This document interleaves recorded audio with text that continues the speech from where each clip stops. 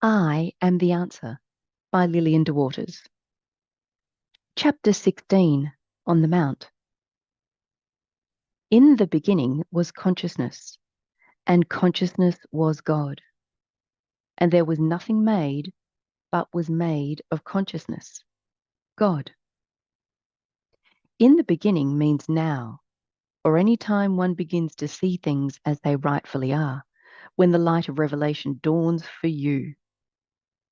The sunshine in your garden could say, I am undetached from the whole.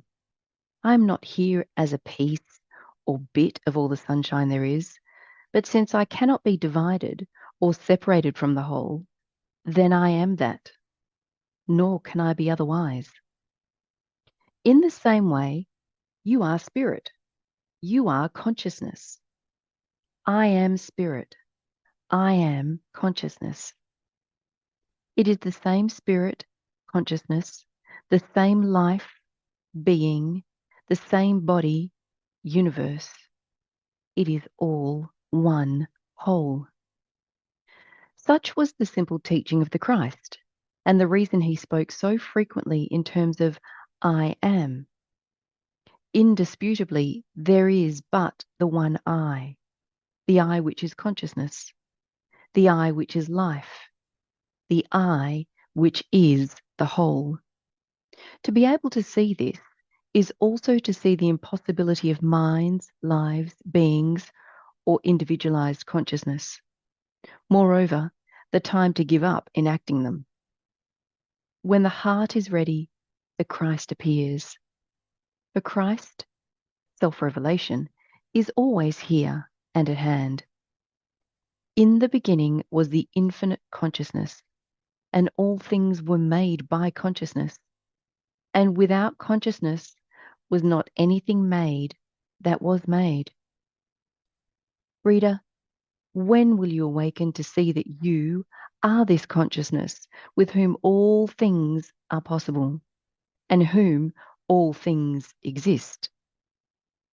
And that this consciousness and its expression is all there is.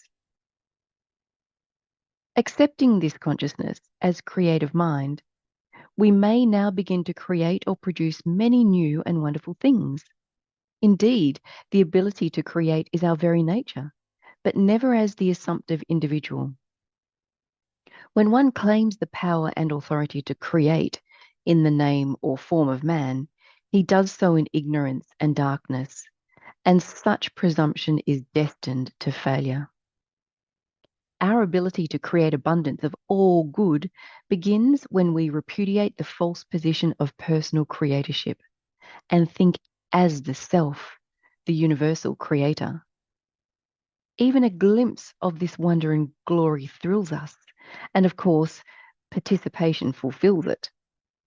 The marvelous new stratoplane of today is significant of life as the whole, in peace and harmony, above the finite, above storms and dangers, above man and his presumptions, symbolizing the wonder and glory of the ascension.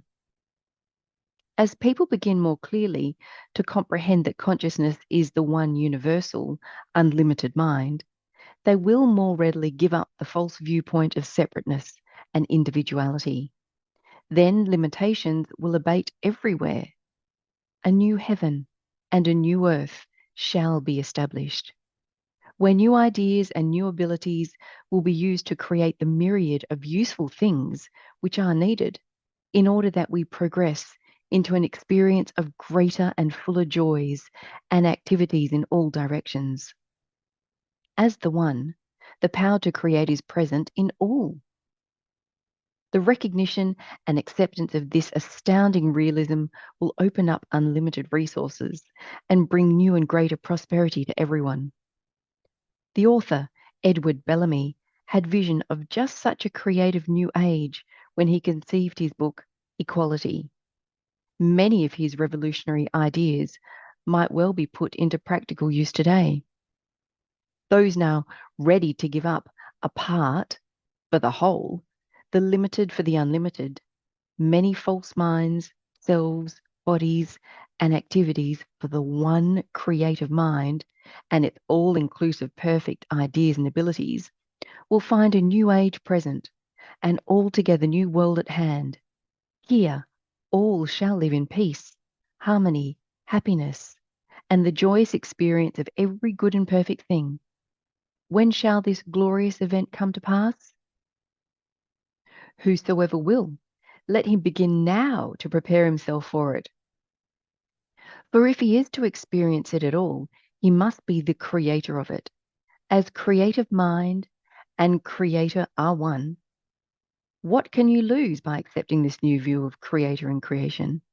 On the other hand, what shall be your loss if, seeing the vast power and glory before you, for personal reasons, you reject and refuse them?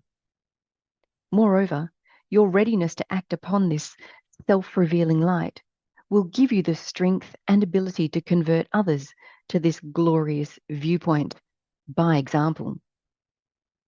Thus today, as of yore, we hear the clarion call of the Christ.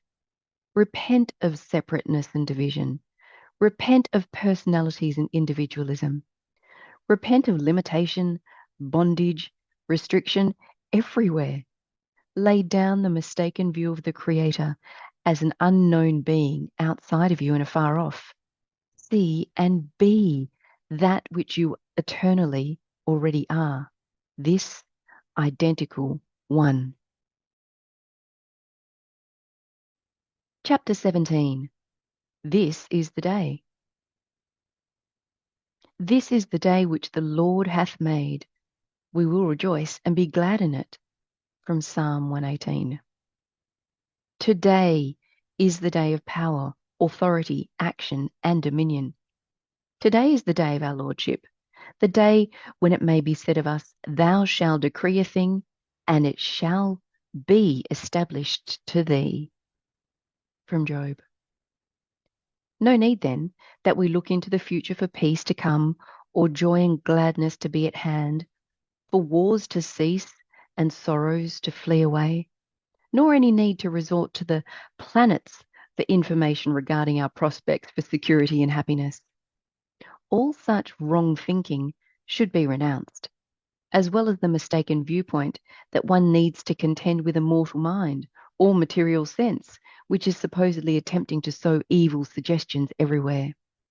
Now is the time for you and for all to take the stand as one with that being which is all power in heaven and on earth, and to believe in no other. Only because he thinks himself isolated from the whole, as some weak, helpless mortal, does one accept such superstitions and vain imaginations. Seeing that we are mind and not man, the Lord and not a servant, we cease to contend with thought or thing, and furthermore, stop believing that any personal or impersonal evil needs to be vanquished. Verily, this is the day, and every hour from eternity to eternity is the day, to accept the glorious omnipotence and omniscience of our self and being, the only power there is or can be. This is the time to speak with authority, to exercise dominion, and be a law to all things in and of our consciousness, even as commanded by the Christ. Your willingness and readiness to give up that which concerns your assumptional personality or individual identity, to think and live as the perfect self which you eternally are, is what entitles you to direct perception and illumination. This is the day for you to determine how willing and ready you are. What a difference it makes if one toils with the various mental practices of healing and struggles with conflicting thoughts and efforts, or if he deals confidently with pure spirit alone. One's only need is a spiritual awakening to the sublime fact and actuality that we are spirit, self-illuminating and self-contained. Corruption, limitation, disease, war, and death appear because people and nations have not yet cognized the glorious truth of being. Looking above all else to God as light and wisdom within oneself sets one free from bondage to personality and incorrect teaching. Chapter 18, The Christ Presence. I go, and I will come again, and receive you to myself, that where I am, there ye may be also. From John. Now I am here with you, as one of you, and in a form like yours, that you may listen to and heed me, and come to see what is true of me is true of you, and what I am, you are also. I shall come again, but my second coming will not be in the limited form of man, but as universal spirit and consciousness, and to receptive hearts everywhere. I, the Christ, the still, small voice of revelation, will talk and walk with you, love and direct you, and disclose to you your identicalness with me and the great and mighty powers of our creative mind and being. I, the Christ, shall be with you always and bring all things to your remembrance, so that you shall be as I am, the light of the world. My yoke is easy and my burden is light. In the end, you shall find my simple instructions to be the easiest, as well as the single way to bring you to the great answer. I, the Spirit of truth, ever present, shall bring whosoever will to accept my teaching as supreme and absolute, to see oneness as allness and allness as oneness. I will write my words of inspiration, light, and glory on the tablet of the heart, and whosoever will, let him leave all other views of life to accept as the seamless robe, the wholeness and indivisibleness of being. Fear not, fear nothing. For what is there to fear in the world of all good, all love, and all glory? Fear no one. For who is there to harm you in the world where you are a law to yourself? Have you not been believing and declaring that God is all? How can God be all to you if you consider yourself a separate being or entity, your neighbor another being or entity, and so forth? Can God be indivisible perfection if there are multitudes of personalities who are foolish, ignorant, sick, at war with one another, and altogether vain? Can you reconcile that which is irreconcilable? Can you declare infinite good, infinite love, infinite peace and harmony, and at the same time believe that there is evil anywhere? Verily, your misunderstanding of being and of existence shall be likened to a foolish man, which built his house upon the sand. And the rain descended, and the floods came, and the winds blew, and beat upon that house, and it fell. And great was the fall of it, we're told in Matthew. Many lives and many minds appear only because of ignorance or mental darkness. They will disappear when the one selfhood is enthroned in the heart and recognized to be the universal, excluding all individualism. Fear not, fear nothing. Let not your heart be troubled. Ye believe in God as perfection and completeness outside of you. Now rise in glory to see that this very being which I am, you are also. Put away from all your idols and idolatries, your personal attachments to things, doctrines, and forms of every kind and nature. Awake, O immortal, and put on the seamless robe, the understanding that I and my Father are one. This is the wedding garment. This, the Christ presence you embody when you see and accept perfection and completeness to be all of you, and an assumptive self to be nothing at all.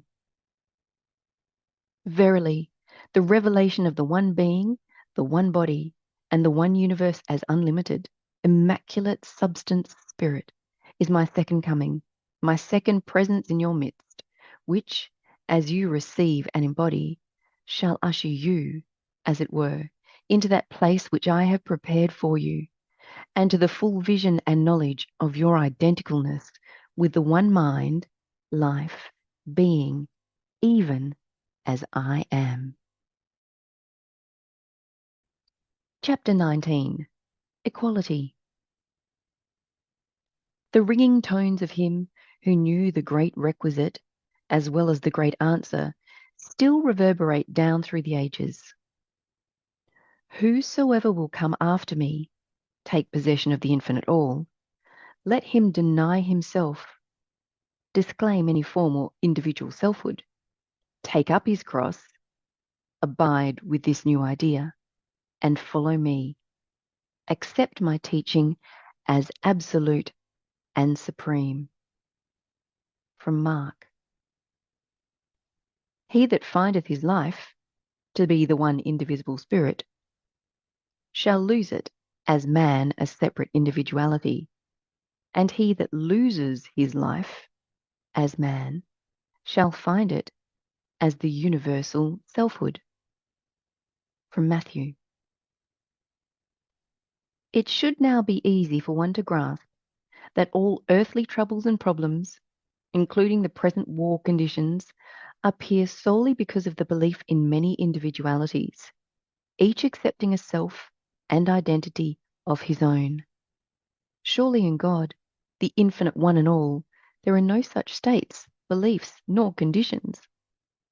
No wonder the Christ introduced and stressed the new idea of emptying out the old bottles or former teachings and the denial of oneself as having any individualized sense of life and things. Such wrong practice all alone denotes the prodigal position, the turning away and separating of oneself from perfection as the whole, and so results in a limited sense of good and abundance everywhere. Nor can such outcome ever be surmounted, rectified, healed, or overcome individualistically. The one and only remedy is to follow our Saviour's admonition to accept the universal self as our very own. In this way, whosoever will shall come naturally and easily into possession of the all-good, in which abundance and perfection dwell and abide. No one needs to take up the study of physics nor metaphysics before studying ontology. Anyone anywhere desiring to know the truth about life and being and the way to experience its peace, health, harmony, and fullness of all good may now take the great answer and without any previous religious training come face to face with the divine and perfect and prepare himself for direct perception and illumination. Citizens of heaven, awake. Give up your mistaken idea that you are an individual and as such entitled to the whole. It is not so. As an individual, you are entitled only to a part, a portion, a limited amount of everything. This is exactly what you are falsely claiming for yourself when you claim individuality. Just like the prodigal when he wanted to become a distinct individual and operate on his own. Do you recall what happened to him? He was unsuccessful. He utterly failed. The time came when no man gave to him. That is, he came to the end of his individualistic possession. Then somehow he remembered. The veil lifted. His viewpoint changed. Presently, he looked toward the infinite, the whole, his very life and substance. The longer he looked, the greater his strides to it, and the farther he placed the form of individualism. To get to the Father, the house of unlimited abundance, this idea now completely consumed him. Strange, even the first steps toward it began to take away some of the terrible fear and suffering which had enveloped him. Now he rejoiced, and his heart was warm and athrill. Just the thought of that whole which now he began to take as actually his very own quickened his steps and accelerated his speed. Even when yet he thought he had a long distance to cover, he felt fullness and perfection right at his side. And it was so. Then he disowned all form of individuality altogether. Rapturously, he took possession of that self which is the great answer. Reader, surely now the spirit within you is bearing witness to this great realism, is it not? Your heart is touched. You are constrained to withdraw yourself from the mistaken position of separateness and division. Am I right? Then take all and fear nothing. Rejoicingly, devotedly, and wholeheartedly abide with it forever and ever. The general idea of equality is an imperfect and incorrect one, since considered from the false individualistic viewpoint. Here, all wish to attain the all individually. Their ideal is to establish equal rights for everyone as multiple individualities. This idea of equal rights for all is a true and correct one, but the belief that this can be accomplished individually is a mistaken premise. Thus continue the forms of war, struggle, lack, and limitation everywhere. Despite the inherent knowledge in everyone that he is divinely entitled to all, automatically and inevitably lie separates himself from it because of his false viewpoint of individualism. Prosperity is equally available to everyone, but not like an apple which may be broken up into equal parts. Should each take a part of the apple, he would obviously receive but a limited amount, thus would continue in want. Now then, the supposition that prosperity or abundance is something which is divisible, like an apple, is a postulate which is absolutely erroneous and without foundation. This very fallacy prevents the success and fulfillment of the idealism of equality for which everyone clamours today. Never can the abundance of all good be detached from God, the infinite whole. Attempting to separate them or to secure abundance of itself must inevitably prove futile, since Creator and creation are one. Emphatically and truly, everyone is divinely entitled to all the abundance he can take, even as to all the air he breathes.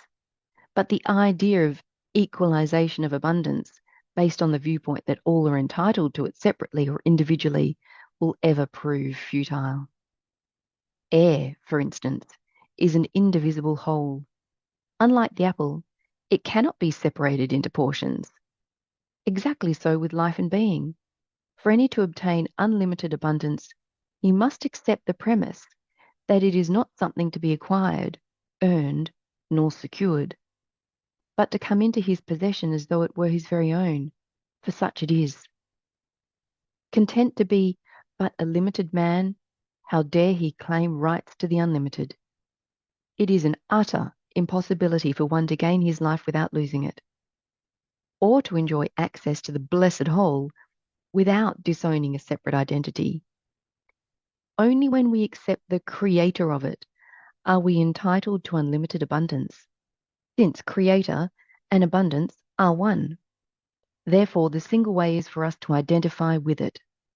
When we have fulfilled life's requisite, then equalization of abundance is ours forever.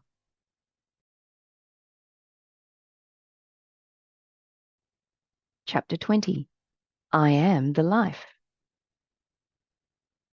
I am the resurrection and the life, declared the Christ on that memorable occasion when he raised his friend Lazarus from the dead.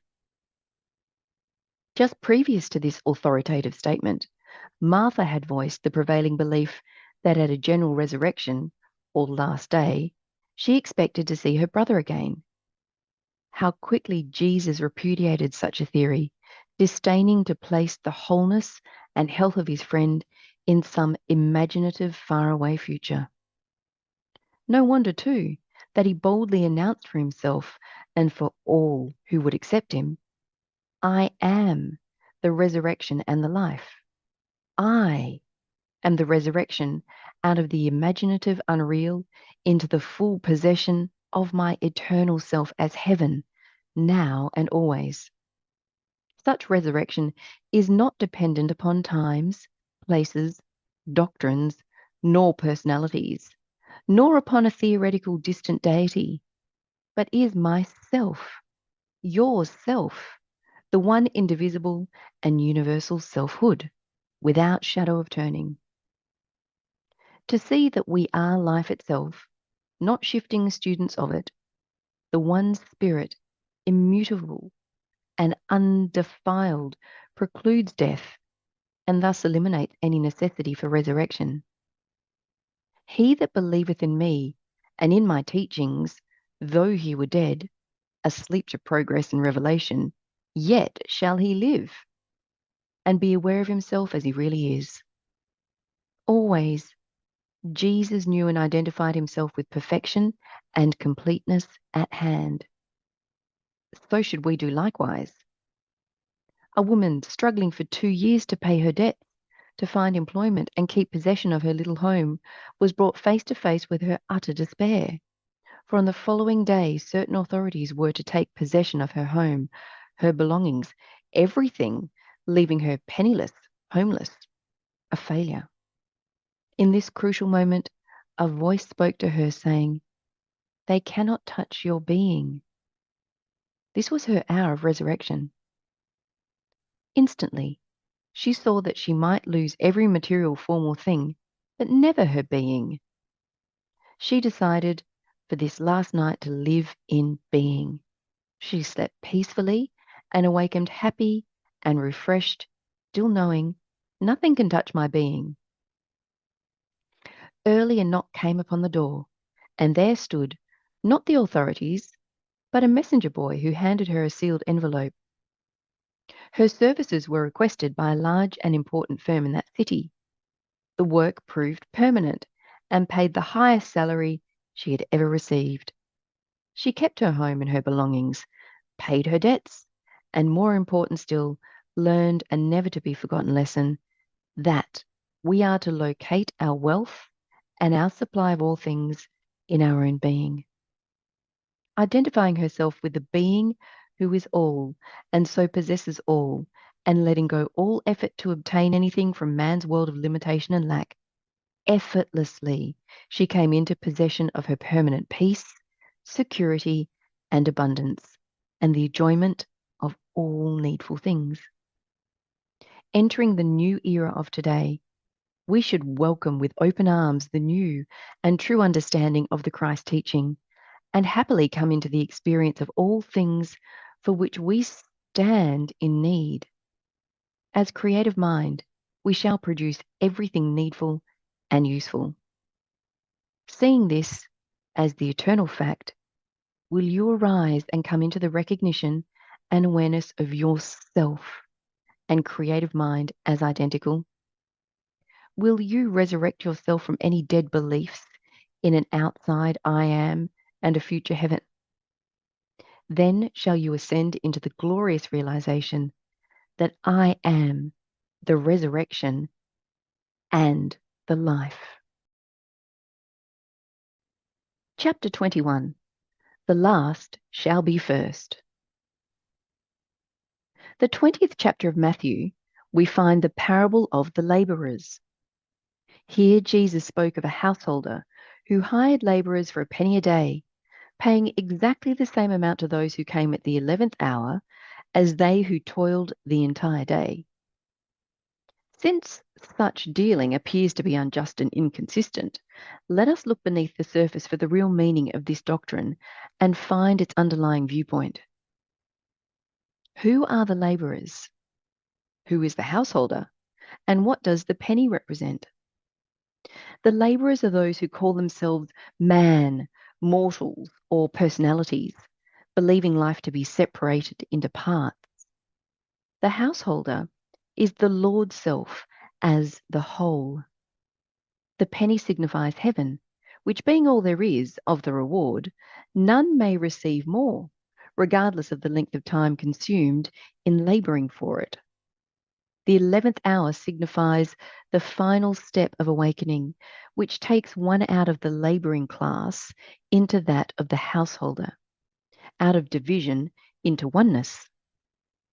So-called mortals, individuals, or human consciousness aspiring for ways to achieve a more complete form of peace and satisfaction here on earth, endeavour to change the pictures of limitation, darkness, and bondage about them into better, brighter, and more satisfactory ones.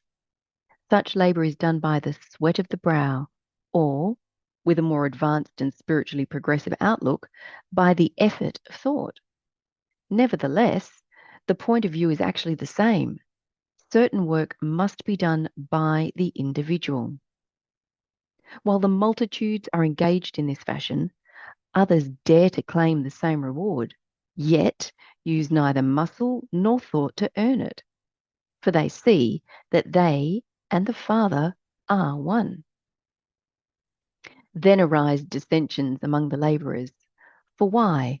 They question, should anyone lay claim to security, peace, health, and the abundance of all good without labouring with hands or minds to procure them? Paradoxically, we read that the late arrivals not only received the self-same reward, but were paid before those who had borne the burden of the day, and moreover, that Jesus imperiously decreed, the last shall be first, and the first last. The first are those who believe they are individuals, needing to earn, gain, or acquire the heavenly good.